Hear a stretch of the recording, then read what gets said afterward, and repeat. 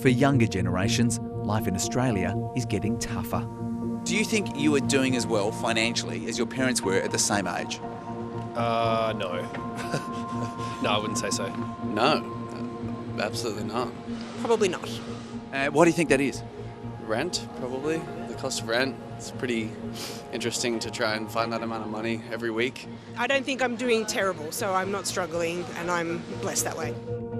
New research from the government's think tank has good news about the ability of people to move beyond where they started. How well your parents do, whether they're low income, middle income or high income, doesn't necessarily determine your later outcomes, and we actually see quite a high degree of economic mobility. But there are warning signs. We've been some of the most mobile of all countries in the world. Whether that continues for the next generation is less clear. Insecure work, high education costs and a more expensive housing market have all played a part. Until recently, each generation earned higher disposable incomes than the one before them. But the global financial crisis and a decade of sluggish wage growth doomed people born in the 1990s to almost no growth in income between the ages of 25 and 30.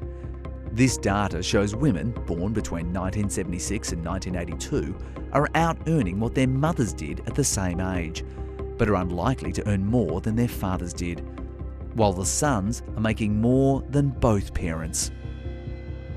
For people in poverty, the barriers are higher and the chances of advancing out of it are lower.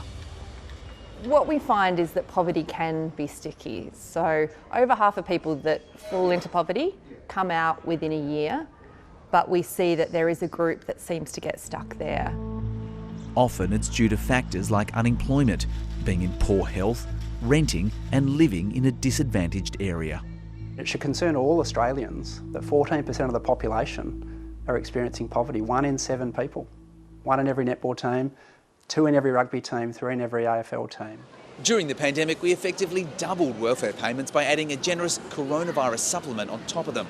The end of that supplement plunged a huge portion of the Australian community back into poverty because our income support rates are some of the lowest in the OECD group of similar nations. So lifting those payments could be a solution. Those without work, single parents, etc., are some of the groups most likely to be in poverty. So it certainly suggests that those payments are an important part of our policy alleviation tools. A nation that prides itself as the lucky country should remember the author of that phrase intended it as a warning.